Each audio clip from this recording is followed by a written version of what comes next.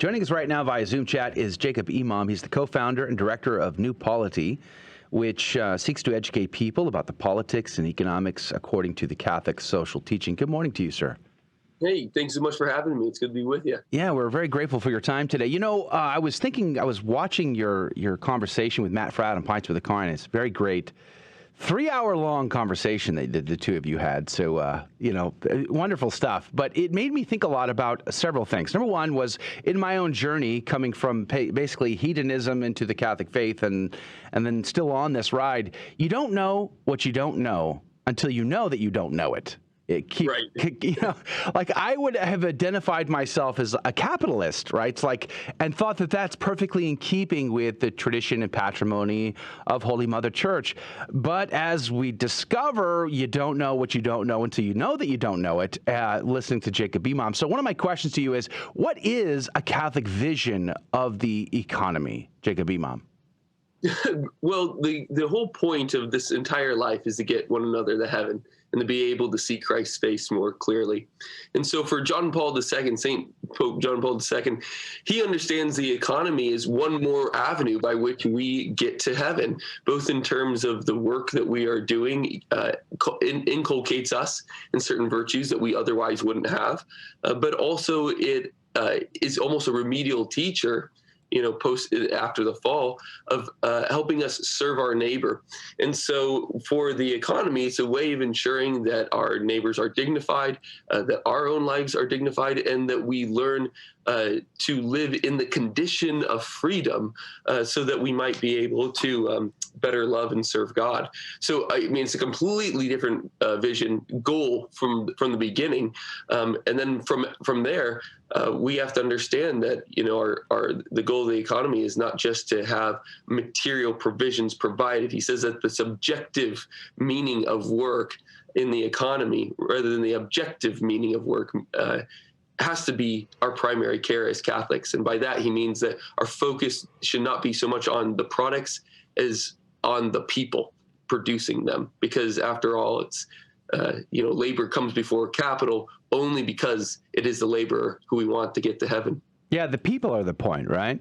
Yeah. But okay, so then the two choices we're typically given to make everything very simple is socialism, communism, or capitalism. Those are generally the two categories that we're given to explore. And of course we reject socialism, communism, which means we're capitalists, right? Yeah, that's how it tends to be. But in Centesimus Annus, the one of the greatest encyclicals in our Catholic social doctrine tradition, John Paul writes there that just because communism has now fallen, this is 1991 that he's writing this, he says, just because communism has now fallen, does not mean that capitalism is the only choice we Catholics are left with. And he starts to go through a long critique of the free market. Now, he says, of course, that the free market is better than the alternative. But it needs to be couched within a Catholic moral ethic so that we're actually directed to where we're supposed to be. And I suppose that there's, a number of reasons that he gives himself, that Pope does, for why we have this dichotomy in our mind. And he really bases it. I know this is going to sound, dramatic, but it's an encyclical worth reading and considering, not least because it's a Pope talking about faith and morals, that he says that we have this materialistic instinct in the modern world, and that is such a pernicious problem. It is a pernicious error, he says. And because we have this materialism, we tend to think about capital over labor, material over heaven. And so once we break free from that mindset that we just need to have this temporal life provided for, rather than I need to make sure that my buddies get to heaven, that really starts to change our outlook on the economy, he says. I think a lot of, if we were to sit here and say capitalism is bad and a Catholic outlook would look different, and I think a lot of our neighbors, many even Catholics, would just think we were being outlandish and insane, because I think too often we identify more as Americans than we do as Catholics. And Americans are capitalists. You know what I'm saying? And I was thinking, Right. I love history. I spend my free time reading history. And over the weekend, I was reading Father Charles Connor's book on the American Revolution and the Catholic role in that, and the politics of Americana at the time. And in 1774, when the English Parliament solidified the right for Catholics to worship in Ottawa, up in Quebec rather, all of the founding fathers lambasted this, came out and warned the colonialists that the popish blood will run, you know, and just very bombastic language. And I really feel like that's the heart, like that's the foundation of this country. And too many Catholics and even their Protestant or evangelical neighbors think in terms of Americana versus their faith. What would you say to that, Jacob Imam? Well, I think you're spot on, and it's not just, you know, your opinion. It's also the opinion of the great Pope Leo XIII. He once wrote an encyclical about the United States, actually. This is at the turn of the century, I guess 1895, I suppose. And so America's already making some amazing leaps forward in terms of world economic order and political order. And he says, obviously, America's destined for greatness, but she will never be able to achieve her dreams until she submits to the authority of the church, he says, you know, in that this idea that the church and the state should be dissevered and divorced, he says, will never allow for one to be able to live a truly moral life in America. So I think this is based not just in some sort of prudential understanding of how church and state go together, but actually into something more fundamental, is that we have to be Catholics first.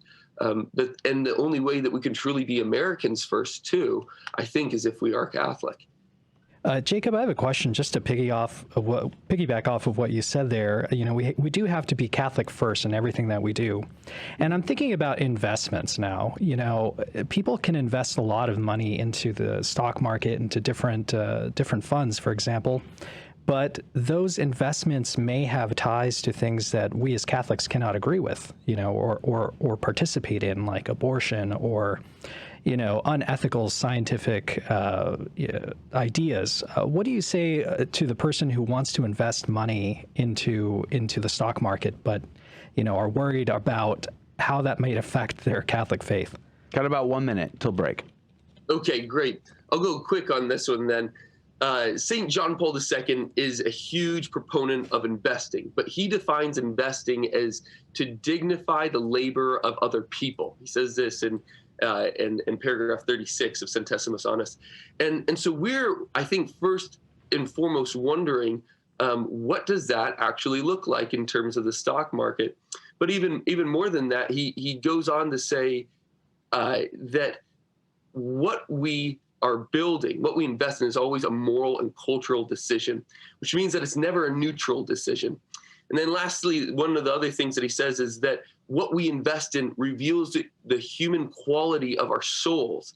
And so I always stop to wonder, it's like, if we're just buying ETFs or mutual funds and we don't know what's actually in them, what does that say about the state of our souls, the quality of our souls? And this, I think, is one of the baseline objections to blind investing in a basket of stocks that we just don't know what's in there. Hold that. I think I'll start with that. Hold that thought. Jacob Imam is our guest. I really want to understand, like, help me, like, if we could, one, could we, is it even possible? Number two, if we could transform our economy into something that would be in keeping with what we believe as Catholics, the tradition of patrimony of Catholic teaching, what would that economy look like? And is it even possible?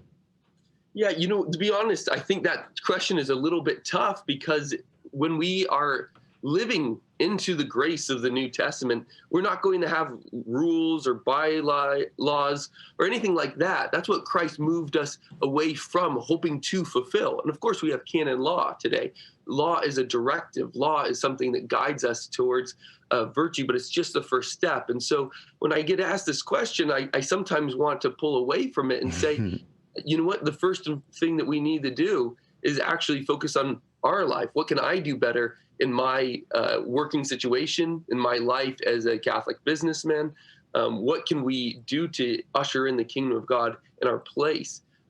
And once we start to do that, and once we start to invite people to do that, to really live differently so that the pattern of our lives is unrecognizable to an atheist, to a modern post-Christian American, then I think we're starting to be on the right track. And I think at that point, we're starting to be able to evangelize more profoundly to our neighbors and to our friends. So you're saying, let's just say I run a business and I have a lot of employees. And I structure my work, my business such that my employees become, sort of the point of the relationship. My relationship with my customer, my relationship with my employees has pride of place over the bottom line. Yeah, I think absolutely. So to just give one quick example, in America today, we think about ownership in terms of something that's legal, something that's legally decided. That I own my house. Why? Because I signed the contract. It's a contractual agreement. Whereas if you look at the popes, they actually see this as something that's based down into reality, that ownership is connected to our own work. Why? Well, because when God created the world, he gifted it not just to some of us, but to all of us. And so how is it that we get to claim one part of that? Well, the reason is work, because just as God externalized his own internal order onto the world, and in some way, all of creation has a divine spark in it, revealing God to us. So when we impress ourselves into creation through our work, we start to have our own impression on it, and thus be able to have some sort of claim to it. So then there's the idea that, of course, there's legality to this, and of course we need to. There's a proper place of being able to divide that in terms of the government. But that's secondary. That's recognizing a metaphysical reality behind the law. And so John Paul II, talking about all this in Laborum Exercens, says, thus it makes sense to have profit sharing or employee ownership, because it's not just the boss who's impressing himself upon the work of the company. It's everybody. Everybody is. That leads to a lot of follow-up questions. I'm trying to figure out which one to pick up. One question might be, the idea here falls into whenever we talk about the question of usury, and we start questioning these kind of fiat money, where this money just doesn't exist, and we're seeing this in real time, the inflation skyrocketing and money just vanishing, and this all kind of culminates. Would it be permissible or even a good idea for Catholics to start up our own local credit unions or credit systems that do not engage in usury? And would that even be possible under fiat currency? Because if you don't use usury, your money just vanishes. It doesn't exist anymore because of interest, and because without interest, the inflation destroys the value of your money. So I guess I'll just leave it there and let you pick up whatever thread you think. Well, I certainly agree with you that our fiat currency is something that is fundamentally unjust. I maybe even take it further than you did there. John Paul II condemns it. Actually, he says that this untethered currency is something that is unjust in the sight of God and of man. So, and the reason why is because it's not only that our savings accounts are diminished over time, that our purchasing power goes down, our purchasing power that derived from our own work, but rather about the way in which fiat currency enables a redistribution of wealth from the middle class and from the lower classes into the upper classes. I mean, that economic system is all very squared and worked out. So we do need some sort of an alternative. It would be great if we could create something as simple as a local credit union to fix that. But it's sad to say that that's just not possible. Even with a proper credit union, you're still able to engage in fractional reserve banking, expand the monetary base. Should there be a Catholic credit union that can serve Catholics? Should there? I totally think that there should be anyway. I just don't think that will solve the fiat credit problem, the fiat money problem. But obviously, I think that there should be, for multiple reasons. Not least because I think we need to start doing business with other Catholics as a priority. Pope Leo XIII said this. Pope Benedict XIV said this. That naturally Catholics should prioritize doing business with one another, in order that the economic culture, might not take over in the church, so that we start to be able to think more like Catholics with one another in this upward spiral of loving and being and working that helps us to see Christ's face more clearly with one another. And I was just talking to a friend of mine not too long ago, maybe a couple months ago, who was going to school. He wants to go into the banking world and he wants to do those kind of things. Yep. And we were just discussing it. I was like, man, I don't know how you can do that without committing the sin of usury. How do you even do how could we make a Catholic credit union or Catholic credit or banking system or not banking system, but a bank, and work at a bank without committing the sin of usury? Yeah, it's a really good question, and I really don't have it all worked out. I'll just give you some pieces of the puzzle that I'm kind of struggling with right now. One is that usury really is a fundamental sin. St. Thomas Aquinas calls it malum in se, that it's evil in and of itself. The first ecumenical council, the Council of Nicaea, where we declared God to be Trinity and Jesus Christ to be true God and true man, was also the council in which usury was denounced as being a pernicious sin.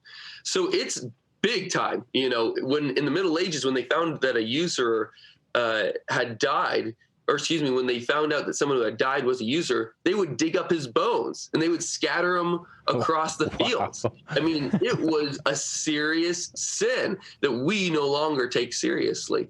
Now, with that said, when the economy started to change, became more capital-based instead of more labor-based, when land could be bought and sold, whereas before that was just considered to be something completely owned by God, there was a change in the way in which charity could be done. And I'm thinking here about a Franciscan institution called the Mount Pietà, where loans were given out at a very low interest rate to the poor.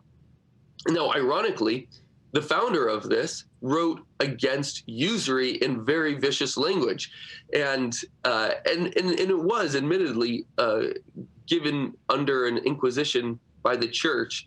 And at the Fifth Lateran Council in 1517, it was declared to be permissible, but permissible under two regulations. One is that every loan was given purely out of charity. It couldn't be given out because that's what you wanted to do for work. It couldn't be given out because that is a new business practice that you found. And then the second, it was really given out because you actually wanted to help the people who were struggling in the new economic system. And then the second criterion was that you couldn't have any profits. And this brings us back to the credit union idea, where it's not a profitable bank like JP Morgan, like Bank of America, like Citibank, which are really egregious institutions, loan sharks, all the rest. Rather, at the end of the day, if anybody did work there, or if there was any bills that needed to be paid, those could be paid and nothing more. And that keeps the loaner in a place of justice, and also just keeps him away from the occasion of sin. And insofar as their whole model is built upon loaning people money and making a lot of money based on those loans. I mean, that is their model. We're going to run out of time. Let me ask you real quick about cryptocurrency. What are your thoughts on cryptocurrency? We got about a minute and a half. Well, cryptocurrency, I think, responds to a really big problem of fiat currency. As the monetary base expanded by about 25%. That means that real inflation actually went up by about 25% over the course of the last 2 years. And cryptocurrency, seeing the evils of the system, says, no, we shouldn't do that. My major concerns with cryptocurrency revolve around, one, speculation, which is practice condemned by John Paul II, and then two, the idea of using natural resources for artificial goods, rather than spending money creating a monetary system. And instead of using real natural elements, like there's 726 pounds of gold that are currently running all of the GPUs, all the supercomputers to create the Bitcoin system. Rather, we should just be using those natural elements for real human life. The prophet Isaiah actually mocks the idolater for doing this. He says that he brings in wood, and with half of it, he creates a fire to create food, and the other half he uses to create an idol. And he says, if you're creating an idol so that you could get more food, why don't you just use it for the fire? That doesn't make any sense, and I feel like that same problem is happening with cryptocurrency. Well, we are out of time with Jacob Imam from New Polity, newpolity.com. Jacob, thank you for your time. God bless you and God love you. Thank you so much. I really appreciate it. All right, praise be to God. That's going to do it for hour number 1.